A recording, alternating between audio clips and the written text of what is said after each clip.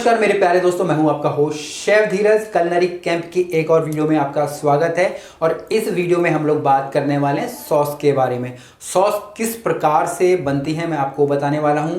Sauce French cuisine का या continental cuisine का एक ऐसा सेगमेंट है जिसके के बिना कोई आप कुजीन को सोच भी नहीं सकते हैं।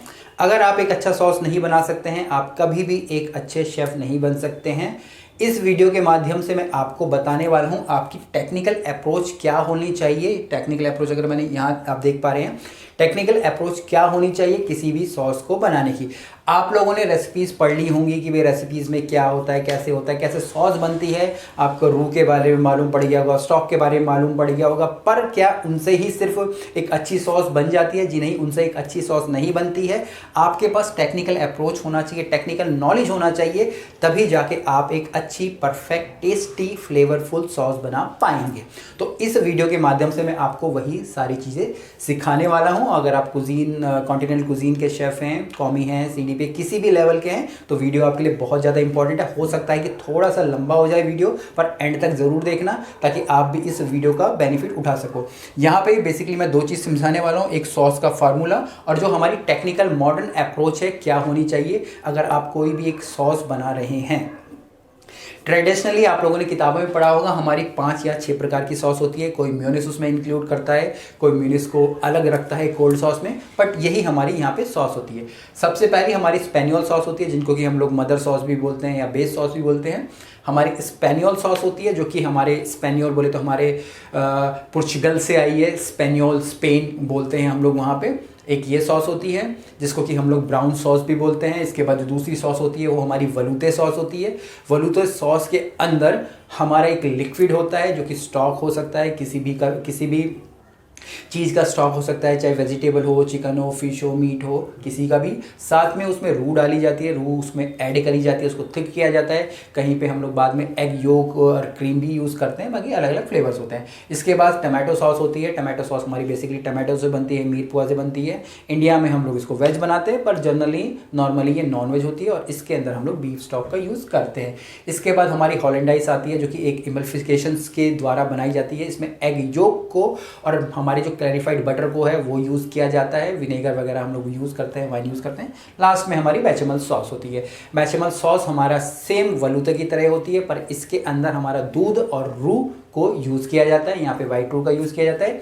वलूते में हमारा जो कि हमारी जो ब्लेंड रू होती है यूज़ किया जाता है। बाकी स्पेनियोल के हमारे अंदर स्पेनियोल के अंदर हमारा ब्राउन रू यूज़ किया जाता है। तो ये बेसिक चीज़ होती है। मेयोनीज हमारी अंडे से और हमारी ऑयल से बनती है, एग योक से बनती है। तो ये चीज़ें तो आपको किताबों में मिल जाएंगी, ईजिली आपको अवेलेबल हैं। इसके बाद जो मॉडर्न अप्रोच है या मॉडर्न टेक्निक है वो आपको समझना है। 3 तरह की मैं यहाँ मॉडर्न अप्रोच या मॉडर्न टेक्निक बना रहा हूँ। वो है हमारी सबसे पहले रिडक्शन। आप कोई भी सॉस बना लीजिए, आपको अगर एक फ्लेवरफुल सॉस बनानी है तो आपको रिडक्शन के बारे में मालूम होना चाहिए। रिडक्शन का मतलब है किसी भी चीज़ को रिड्यूस करना, चाहे आप एक सॉस को रिड्यूस कर रहे हो, स्टॉक को रिड्यूस कर रहे हैं, और एक लिक्विड को आप रिड्यूस कर रहे हो, आप बाल्समिक को रिड्यूस कर रहे हो, आपके पास कोई एक सॉस है उसको रिड्यूस कर रहे हो, तो आपको रिडक्शन का मतलब पता होना चाहिए।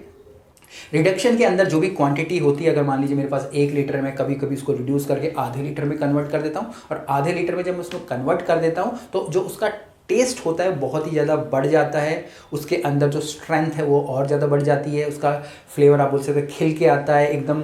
अगर आप जीभ पे भी टच कर रहे हैं तो बहुत ज़्यादा आपका एकदम इंटेंस फ्लेवर आ जाता है। तो रिडक्शन के बारे में आपको मालूम होना चाहिए। 3 अप्रोच है ये, पहली अप्रोच की। दूसरा, यहाँ पे इमल्सिफिकेशन हमें पता होने चाहिए। इमल्सिफिकेशन का मतलब है कि 2 अलग नेचर के इंग्रेडिएंट, 2 अलग नेचर, जैसे कि मैंने यहाँ पे अंडा बता दिया और मैंने बटर बता दिया, तो आपको इनको आपस में किस तरीके से मिक्स करना है, कंबाइन करना है। कडल चीज़ें नहीं होनी चाहिए, ये ज़रूर आपको पता होना चाहिए। अगर आप इसको कर पा रहे हो और टेक्निक समझ पा रहे हो, ठीक है जी। जैसे अगर मैं मेयोनीज बना रहा हूँ या मैं हॉलैंडाइज बना रहा हूँ, तो किस प्रकार से क्या क्या स्टेप्स आपको लेने हैं, किन चीज़ों का आपको ध्यान रखना है ताकि आपकी सॉस कडल ना हो। अगर सॉस रेडी भी हो गई है तो उसको किस प्रकार से फ्लेवरफुल बनाना है, आपको ये पता होना चाहिए। तीसरा इसमें होता है हमारे प्योरे। प्योरे का मतलब हो गया जैसे कि मैं पोटैटो प्योरे बोल दूँ, वेजिटेबल प्योरे में बोल दूँ, इवन मीट की प्योरे में बोल दूँ, मैं टमाटो की प्योरे बोल दूँ। तो टमाटो की प्योरे को कैसे करना है ये मुझे पता आना चाहिए, क्योंकि प्योरे से ही कई सारी हमारी सॉस है, जैसे कूरी सॉस हम लोग बोलते हैं, या मुझे कोई पेपर सॉस बनानी है, वो सारी की सारी चीज़ें आएंगी। अगर आप इन तीन चीज़ों को अच्छे से समझ पा रहे हैं, रिडक्शन, इमल्सिफिकेशन और प्योरे, इन तीन चीज़ों को आप अच्छे से समझ पा रहे हैं, तो आप दुनिया की कोई भी सॉस बना सकते हैं। इनके अलावा, क्योंकि ये बेसिक सॉस होती है, इनके बाद इनके हज़ारों डेरिवेटिव होते हैं। ये 5 या 6 सॉस आप समझ लीजिए, ये 3 चीज़ें आप समझ लीजिए, उसके बाद आपको कोई भी सॉस बनाने में दिक्कत या तकलीफ़ आने नहीं वाली है। और आपकी सॉस जो आपने किताब में पढ़ी होगी, किसी से देखा होगा, सीखा होगा, उससे भी ज़्यादा आपकी जो सॉस है फ्लेवरफुल बन जाएगी। इसके बाद जब आप ये 3 चीज़ें सीख लेते हो, उसके बाद आता है हमारा सॉस बनाने का फॉर्मूला। सॉस बनाने का फॉर्मूला क्या है? पहले हमारे पास एक लिक्विड होना चाहिए। लिक्विड भी हमेशा हमारा फ्लेवरफुल ही होगा। लिक्विड में चाहे हमारा, अगर मैं इनमें लूँ, यहाँ पे जस्ट स्पेनियोल में लेता हूँ तो मैं ब्राउन स्टॉक ले रहा हूँ जो कि फ्लेवरफुल होना चाहिए। वलूते में मैं अपना वाइट स्टॉक ले रहा हूँ।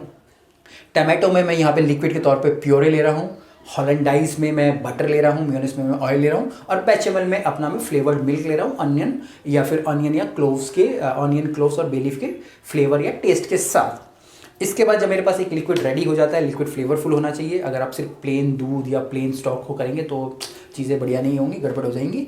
इसके बाद हमारा आता है थिकनिंग एजेंट। थिकनिंग एजेंट का मतलब है कि जो भी मैं सॉस प्रिपेयर कर रहा हूँ उसको मैं थिक कर रहा हूँ। थिक करने के लिए हम लोग चाहे तो रूह का इस्तेमाल कर सकते हैं, चाहे तो हम लोग किसी भी प्रकार के ब्लड का इस्तेमाल कर सकते हैं, डिपेंड करता है कि कौन सी सॉस हम लोग बना रहे हैं। चाहे तो हम कुछ भी इस्तेमाल नहीं कर रहे, उसी को हम रिड्यूस कर देते हैं, वो भी हमारा हो सकता है। बेसिकली हम देखो रूह यूज़ करते हैं, यहाँ पे रूह यूज़ हो रहा है, यहाँ पे भी रूह यूज़ हो रहा है। टमाटो सॉस के अंदर अगर मैं ओरिजिनलिटी की बात करूँ तो हम लोगों को रूह यूज़ करना होता है, पर इंडिया में हम लोग रूह यूज़ नहीं करते हैं। हम जस्ट उसके पानी को पूरी तरीके से सुखा देते हैं तो खुद ही सॉस अपने आप गाढ़ा हो जाता है।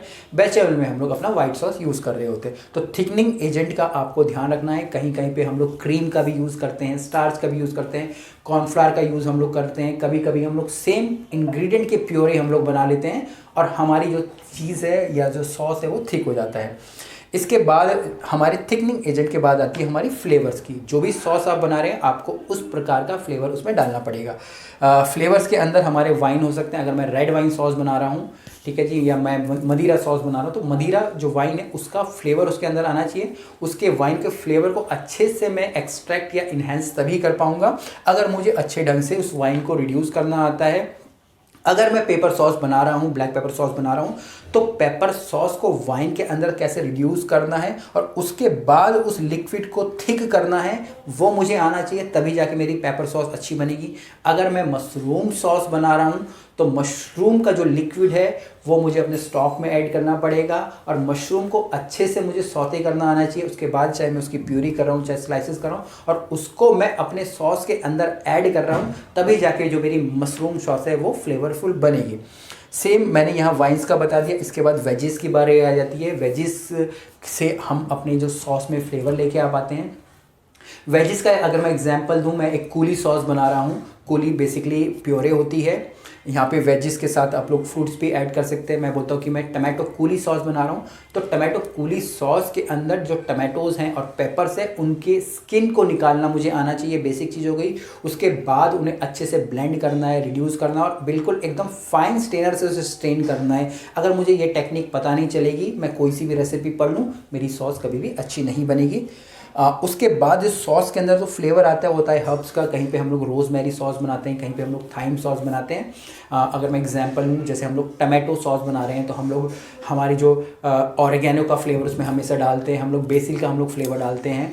तो अगर ये फ्लेवर मैं अपने सॉस में ऐड ही नहीं कर पा रहा हूँ तो मेरी टमाटो सॉस तो बन जाएगी, पर उसके अंदर जो टेस्टी चीज़ आनी है या उसका फ्लेवर जो इन्हेंस होना है, दूसरों से मेरी सॉस अलग होनी है, वो कभी भी नहीं हो पाएगी जब तक मैं उसमें फ्लेवरिंग्स नहीं डालूंगा। इसके अलावा भी कई सारे हम लोग फ्लेवर्स के लिए चीज़ें यूज़ कर सकते हैं। एग्जाम्पल के लिए मैं बोलूँगा, हम लोग क्रीम यूज़ करते हैं, लाइजेंस हम लोग बनाते हैं। एग योग और क्रीम के अंदर मिक्स करते हैं और उसको हम लोग ऐड करते हैं, चीज़ हम लोग ऐड करते हैं, कोई भी आप इंग्रेडिएंट ऐड कर सकते हैं। पर ये बेसिक फार्मूला है, अगर आपको समझ आ जा रहा है तो आप अपने इन सॉसों को और इनसे बनने वाले सारे के सारे डेरिवेटिव्स को बहुत ही टेस्टी बना पाओगे। उम्मीद करता हूँ आपको इस वीडियो से चीज़ें समझ आने लगी होंगी और आपको इन बेसिक सॉस के अलावा हमारी जो 3 मॉडर्न अप्रोच है, टेक्निकल अप्रोच, रिडक्शन, इमल्सिफिकेशन और हमारा प्योरिंग, इन 3 चीज़ों पे भी ध्यान दोगे। और उसके बाद जो सॉस बनाने का फार्मूला है, लिक्विड आपका टेस्टी होना चाहिए, फ्लेवरफुल होना चाहिए। इसके बाद आपके जो थिकनिंग एजेंट है उनके बारे में आपको पता होना चाहिए। तीसरा, आपके जो यहाँ पे फ्लेवर्स है उनको कंबाइन करना आपको आना चाहिए। अगर ये आप चीज़ें सीख पा रहे हो तो कोई भी इस दुनिया में सॉस हो आपके पास रेसिपी आएगी, आप फटाफट एकदम परफेक्टली और उन्होंने जो बनाया उससे भी अच्छा बना दोगे। उम्मीद करता हूँ वीडियो आपको अच्छी लगी होगी। इसको शेयर जरूर करना है और इस नॉलेज को सब तक पास तक जरूर स्प्रेड करना है। कुछ भी क्वेश्चंस हो, कमेंट्स हो नीचे लिखिएगा। फिर मिलेंगे एक नए वीडियो में, तब तक के लिए जय हिंद।